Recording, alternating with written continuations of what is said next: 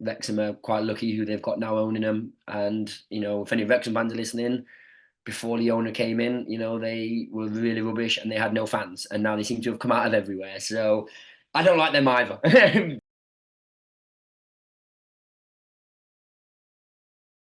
So, how long have you been playing sport? Yeah, so I've been playing sport through basically my whole life. So my Mm. whole life I've been playing sport, and then really started in obviously like primary school, playing for the school team, captain in the school team at primary school level, and then just carried on playing. Went to secondary school, captained the school there for 5 years, which was a really big honour. And then yeah, just carried on playing. Played in an academy, and then did it all with my being at high school, and then yeah, just carried on. Like so, basically since probably like 6 or 7, I think. When you've been captain for so long, what captain traits did they see in you to make you captain? I'm not too sure. I'm not the captain at Hallam. I help run a lot of the stuff at Hallam, but I'm not the captain. But when I was at primary school and more secondary school for the whole 5 years, I guess leadership, good communication skills. Sorry, I was really good friends with a lot of the team, which I think helped. Getting everyone on board. Because there was a big, you know, a concern is, and maybe not much of a concern, but there was times where players didn't want to play, had too Mm. much on, weren't interested, and me being the captain, it kind of fell on me to try and pull players in and bring players to play. But yeah, when I've come to Hallam, I'm a vice captain. I'm not the captain, but again, I think a big part of being a captain is having, or even a vice captain is having the passion, and the desire to do well and try and lead the team. And the captain currently does that really well, and then I try and support him as much as I can. But yeah, What's the pivotal part of being a captain for you? What's the main trait you want to see in every captain? I think for me, you've got to be able to motivate people in different ways. I think that's a really big thing. I think understanding how players are motivated and different areas. So some players might be good at getting shouted at, and that might make them want to play. And other players probably need an arm around them. And I think for me as a person, I never really like to criticise people, or if I do, it's always constructive. And I always just try and get around people, make people want to play football, be happy to play. And that's a big thing I think for a captain is creating an environment where you're a team, you're together, and there is that enjoyment of playing. Because there's nothing worse when you play and you don't enjoy it, because that pressure will Yeah. just get to you, and you just won't perform to the best of your abilities. So I think that's a really big thing for a captain. Yeah. So what's your football journey been like? So how did you start, and then you played for Rotherham's under 16s, and then how did you get to from there to where you are now? Yeah, so like I said, I came through, when I was at secondary school, sorry, primary school, I played Sunday League with my mates. And then when I was 12, I signed for Rotherham United Academy. So I was there from 12 to 16. So basically my whole secondary school life, I was at Rotherham United. Sorry. And basically, yeah, that was a massive part of me. That was kind of my identity, really. And then when I got released at 16, which was in my final year at secondary school, that took a big impact on me because it felt like I lost a bit of an identity, really. Mm. That's just how I felt. I think other lads might have felt the same, but yeah, I wasn't good enough to get a scholar at the time. If things were different or different coaches might have stayed, it could have been different. But I think for me, confidence wise, I was really rock bottom. And then my old coach, he was at Queen Ethelberga's school, which is in York, and they all were offering scholarships out to go and play football for a lot of ex-release academy players. So I went and played there from 16 to 18 when I lived away. So I played there, lived away, and that was really, really good. I absolutely loved it. It was an unbelievable experience. I got chosen to play for ISFA, which is the England Independent Schools football team. We had a really good team at the school I was at, and then after I finished there, I went into men's football, and I've been playing men's football on Saturdays ever since, whilst also undertaking a degree at Hallam. Yeah. And what do you study? I do sports business management. Yeah. So is that your backup or is that your priority now? Yeah, so for me, football is, even though I love to turn around and say, oh my, I'm very, very much far away from making it, and that dream is kind of gone to go to the level you'd have to be at to not have anything to fall back on. And for me, my journey in football will just to be go as high as you can, whether that be the level I'm currently at, or whether that be like a league above, 2 leagues above, 3 leagues above, and we just see what happens. But yeah, I'm not putting any pressure on myself. Like I said, I think when I got released at 16, that was probably the dream gone. And even then, even if I got a professional at Rotherham, the lads that were dropping down from big academies such as Man United, your Man Cities, even your Sheffield Wednesday, Sheffield United, they was in much more of a driving seat to get a pro and a career out of football than I was. So yeah, for me, my aims now is to try and get the best degree I can, get the best job I can get, and have football as a bit of a side hobby and something that I just really enjoy playing and play with the lads. And if I can make a little bit of money out of it or get paid however much on a Saturday, then happy days for me. And it's a really unforgiving sport because we had somebody called our school and he was getting scholarships left, right, centre. It took one injury and Yeah. he's not the same person anymore. He's lost. He's not the same person anymore.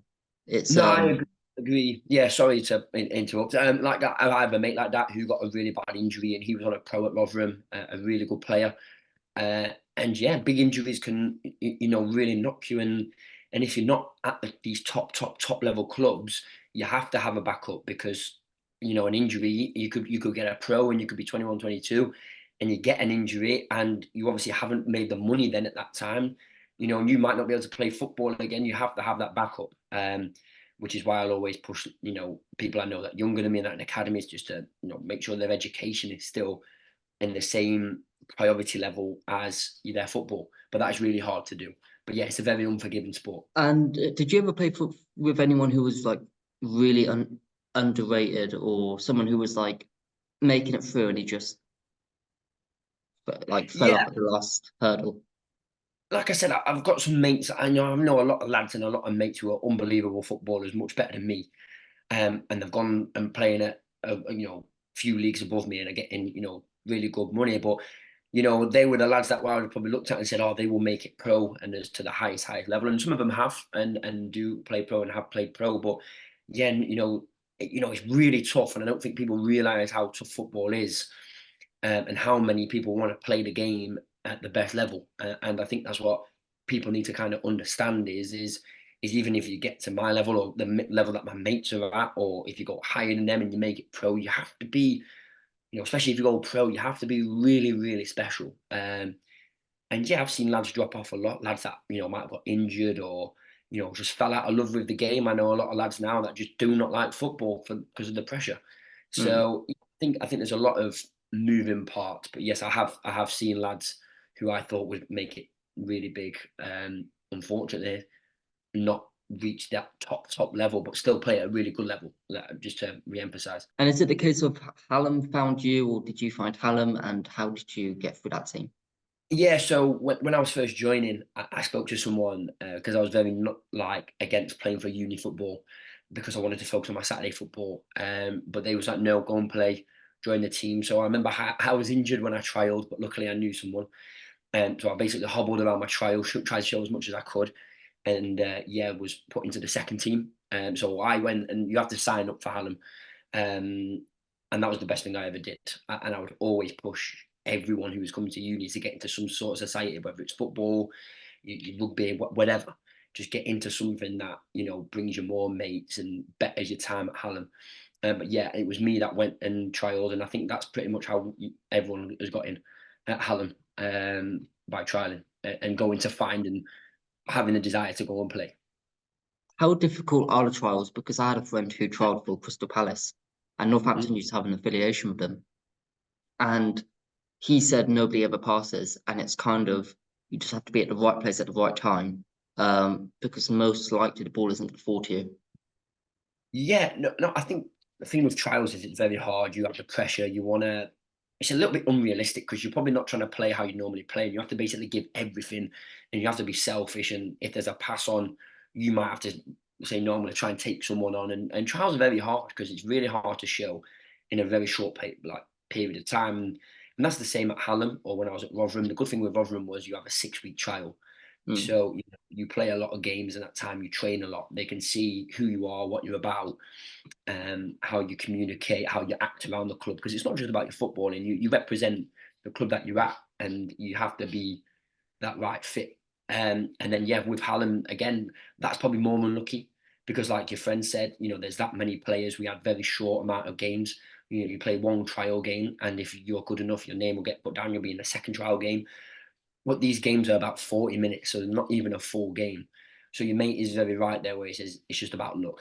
And it is really lucky. And football's a lucky sport. You have to be in the right place at the right time. And whether that is going for a trial, like you mate said at Crystal Palace, it's not just about who's on trial, but it's about the position your friend plays. And if someone is better in the current club than them, then even though your mate might be really good, they might just not get in because someone a couple ages higher at the club is better. So yeah, look, football is, I think, a very lucky and opinionated game. It's all about opinions. Someone might think you're really good at one trial, at another trial, someone might not think you're good. So I don't think anyone should ever be downhearted or give up if they don't have a good trial or they get rejected because you might get rejected from one place and play really well in your next trial and you get offered something. So it is lucky though, and it is opinionated. For me, it's like a moving train. It's like, and if you're not like constantly moving with it, it's gone. There's no catching up with it. It's Yeah, totally agree again. I've had mates that have dropped out of football for a year. I'd never dropped out for a year. I've constantly played because after a while that catch up is a lot, and if you have a full year out of not playing to maybe focus on something else and try and come back, lads are developing constantly, getting better, the game's getting quicker. So it is really hard, and like you said, it is constantly moving and you have to move with that train. And the minute you get off the train, um, and you haven't got the desire anymore and you have a bit of time off it and you try and come back, you're probably going to get a harsh lesson in. You might not be as good as you was, or unfit or not used to the tempo of the games. But yeah, you've got to just play as long as you can because at some stage in your life you're not going to be able to play anyway. And that's kind of my motto is, play as long as I can, enjoy it for as long as I can, and wherever that gets me, that gets me. for open days when I came here, I Mm-hmm. knew instantly I wanted to come to Sheffield. The moment I got off the train, I knew instantly Sheffield Yeah, was yeah. for me. Mm-hmm. But the one thing that this university didn't have on my open day, that all the other universities had, was the encouragement of sports societies. And I think this is something we should talk about more when we're in the studio. I never seen any promotion for the sports societies. How important are sports societies in terms of going to uni, making friends, and meeting other people? Yeah, no, massive. I think like I totally get with you as well. It is very hard, and you kind of need someone to tell you, or your mates to tell you, or your mates here. And it is hard, and there isn't like people do miss out. And the unfortunate thing with football is that many people try and come and play. That the trials are right at the start. There's not many spaces, and the minute the trials are gone, you can't get in for that whole year. Then that is it, done. So yeah, it is very harsh. And there probably should, if you're saying that, then there should be definitely a better push. And I just want to say on here that every year they are down at hubs, or they might be changing for whoever is coming to Hallam if they are listening, just to like really focus and maybe ask questions and ask former students, where can I find this, where can I do that, because sports societies are massive.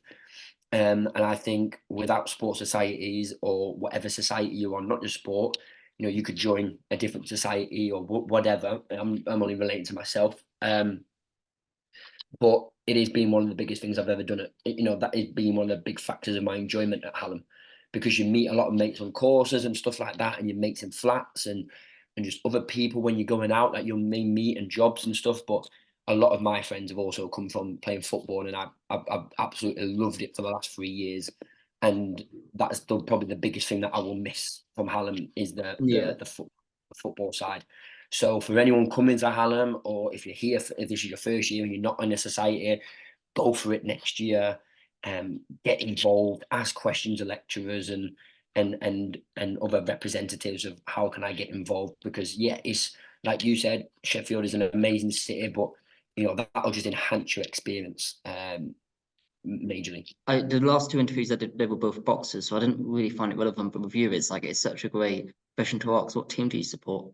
Yeah, so I support Cardiff City, so we're Yeah. not very good. It's a bit of a rogue one. But yeah, ever since I was a kid, my dad and my uncles and that have always, they're from Cardiff, so there's always been you're a Cardiff City fan, and I absolutely love Cardiff. I try and follow them as much as I can. Obviously, playing Saturdays means I can't go and watch all the games, but as much as I can, I try and get to to watch Cardiff, because I love that side of it as well, with people that I know from Cardiff, and that passion to follow the team. Yeah, I'm a Cardiff City fan. We're not very good at the moment, but No, that's I think that's since you've great. gone down under Neil Warnock, there's not really much to scream about. But you did beat Birmingham, but everyone's Yeah, beating Birmingham at the yeah, minute. we beat Birmingham 1-0 last night, and then obviously we lost a Hull on the weekend, but we beat Coventry, so we're so up and down. Yeah, But we've got to stick with the manager we've got right now, is my opinion. We've had too much turmoil, too much chopping and changing. I think we need to keep with Errol Bullitt and build for next season, because we've done a lot better in the last 2 seasons. We've been in the Championship under him, under different managers, and under him we've really progressed. We've won 3 out of the 4 derbies, beat Swansea, beat Bristol twice. So I think if you said that at the start of the season, you probably you probably take it. It's a gut that we lost to Swansea the other week. But yeah, we've got to build. We've got to keep him. It's all a process. I look at Coventry now, who are getting to semi-finals and playoffs, and they stuck with their manager for the last like 8, 9 years in bad times, and now they're getting the rewards for that. So yeah, we'll see what happens. But yeah, what about you? Who do you support? On the Northampton equation. Town. So yeah, you're worse than us. Yeah, yeah. Fair enough. So Yeah, it's a pain. My last question is Cardiff, Swansea, and Wrexham. Do you think it's making it to the Premier League first? I don't think Swansea. I think they've had their time now. I'm not Mm, going to say them anyway, like, because I despise them. So, I don't think. I think they've had their time. They've had, even though it's hard for me to say, and we'll always be the bigger club, with the biggest club in Wales. But for me, they've had the good times in the Prem, getting into Europa League, winning the League Cup. They've had good times. mm. And yeah, I think that time is now gone. I think they've had it. I think Wrexham, obviously, I think they're second in League Two. Yeah, They're fine. I think it'll be hard in League One for them. I think there's another big jump, and I don't think they will go up straight away from League One, but I don't think they'll go down, and I think they'll carry on building and keep getting the investment. But I'm hoping it's us. I think under Errol Bullitt, if he has a good transfer window and he has and there's a bit of money put into the club, I think we have probably the best chance to go up to the Prem before the other two. But yeah, Wrexham are quite lucky who they've got now owning them. And, if any Wrexham fans are listening, before the owner came in, they were really rubbish and they had no fans. And now they seem to have come out of everywhere. So I don't like them either. But yeah. yeah, I think it'll be us. I'm hoping, but I'm always going to say that. So I'm just looking here. Like he's 35, an ex-Swansea player. If you get Wilfred Bonny, you could. yeah, no, I don't think he'd ever sign for us. Yeah, I don't think he would sign. But yeah, we just got to build. We've got Ramsey in there, but Ramsey's older now; his legs are gone. But he's probably good to be in the change rooms. I love for him to stay for another year, and we need to start building around players like Ruben Colville. Bring some of the loan players, but Isaac Davis is scoring a load of goals wherever he's playing. I think in the Norwegian league, so we'll see how he does. And if we get some transfers in, yeah, we can definitely have a playoff push next year. And we just fell a bit short this year. Some bad results over Christmas, because otherwise we'd probably be in and around it. But we're not ready to go up anyway. But I think in a couple next year, the year after, we'll have a real go. Well, I'm Yeah, hoping we. it's been great. Thank you so much. Yeah, not a problem, mate. And I love to. I can't wait until we can sit down in the podcast room and Yeah. have a chat, a more detailed chat. So, but yeah, no, I appreciate it a lot.